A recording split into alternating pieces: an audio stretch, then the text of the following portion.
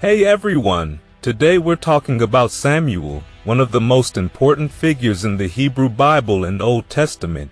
He wasn't just a prophet, he was also a judge, a military leader, and someone who helped shape Israel's history.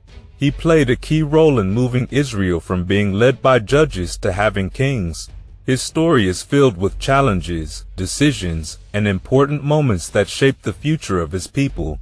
Traditionally, people believe that the books of Samuel were written by Samuel himself, with prophets Nathan and Gad adding more details after his death. But modern scholars see things differently. They think that, like many ancient texts, the Bible was written by multiple people over time.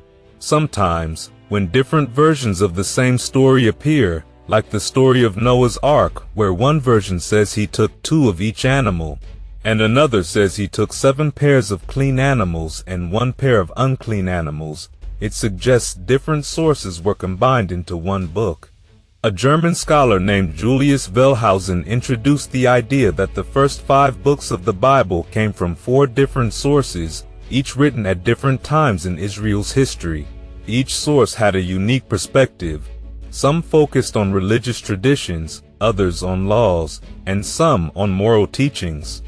Later, Martin Noth expanded this idea, suggesting that Deuteronomy, Joshua, Judges, Samuel, and Kings were all edited together by a single writer during Israel's exile to create a continuous history of their people. Other scholars refined this theory, saying that different parts of Samuel's story were written during the reign of King Josiah and later edited again during the exile. Richard Friedman even suggested that the prophet Jeremiah and his scribe Baruch might have been responsible for putting the final version together. These different layers of writing help explain why there are some repeated or conflicting parts in the books of Samuel. For example, Saul's death is described twice. Eli, the priest, is warned twice that his family will lose their priesthood. There are 2 different versions of how Saul is chosen as king, and 2 separate moments where he is rejected. Even David's introduction is confusing. One moment, he's Saul's musician, but in the next, Saul doesn't seem to know who he is when he fights Goliath. The Bible wasn't written like a modern book with one author telling a clear story from start to finish. Instead, it developed over time with different writers adding to it. Some parts, like Hannah's song or the Ark narrative, seem separate from the rest of the story, making scholars wonder when and why they were included. The people who put the Bible together didn't try to erase differences. They kept all the versions, showing respect for the original sources. For a long time, scholars focused only on the Bible's text to figure out its origins, but today, archaeology is playing a big role too. The Zayit stone, found in 2005, suggests that the Hebrews were writing much earlier than previously thought, meaning written records could have existed before we assume. A seal belonging to a scribe named Baruch strengthens the idea that Jeremiah's scribe helped compile these texts. Another discovery, the Tel Dan inscription, mentions the house of David, giving some historical support to the idea that people like Samuel and David were real figures in history. Even with all this research, there's still debate about how much of the Old Testament is actual history. Some scholars believe it's more of a religious and cultural document, while others think it contains real historical facts, even if some details were changed over time. And Samuel wasn't just a leader, he played many roles in Israel's history. He was a judge, a prophet, and the one who helped shift Israel from being ruled by judges to having kings. His story is deeply connected to Israel's covenant with Yahweh.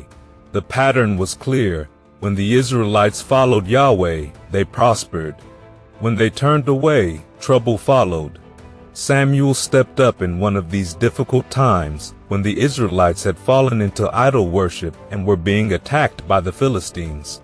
This wasn't the first time this had happened.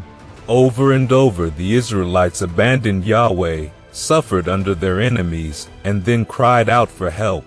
Like the judges before him, Samuel reminded them to return to their faith.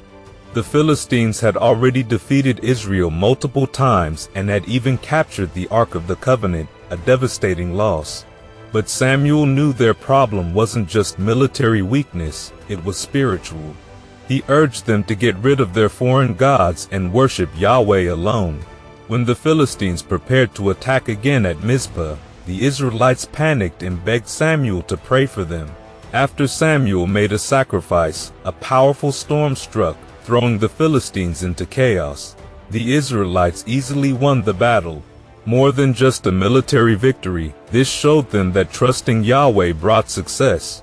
After this, Samuel continued to serve as a judge, traveling between cities to guide the people. But he wasn't only a military leader, he was also a seer and a prophet. In ancient Israel, seers were believed to have special knowledge, able to understand things others couldn't. That's why people, including Saul before he became king, sought them out for advice, even for simple problems like lost donkeys. Prophets, however, had a bigger role.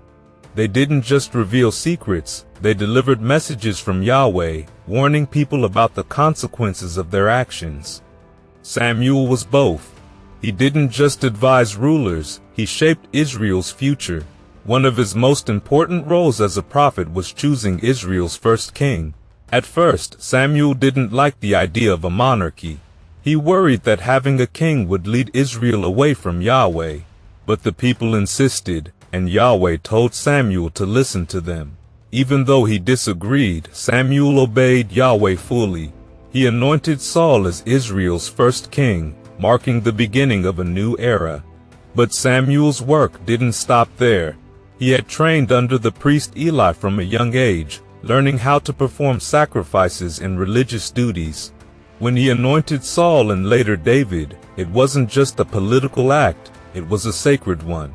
Anointing with oil symbolized Yahweh's choice and blessing, showing that the leader was chosen by divine will.